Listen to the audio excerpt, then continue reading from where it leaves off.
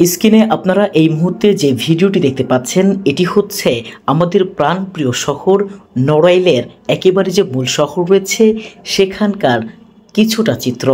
আসলে দেখতে পাচ্ছেন সন্ধ্যায় একেবারে নিরিবিলি পরিবেশ নড়াইলের, অনেকটাই শান্তশিষ্ট মনে হচ্ছে আপনার কাছে।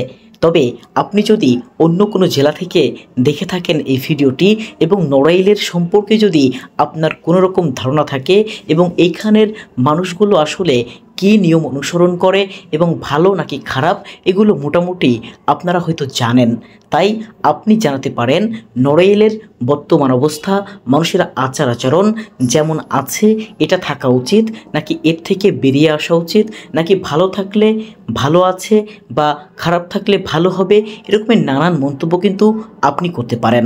আর নড়াইল জেলায় যারা বসবাস করে তারা তো অবশ্যই জানে নড়াইল জেলার মানুষের জীবন চাকা আসলে কেমন, কি হয় এখানে প্রতিনিয়ত।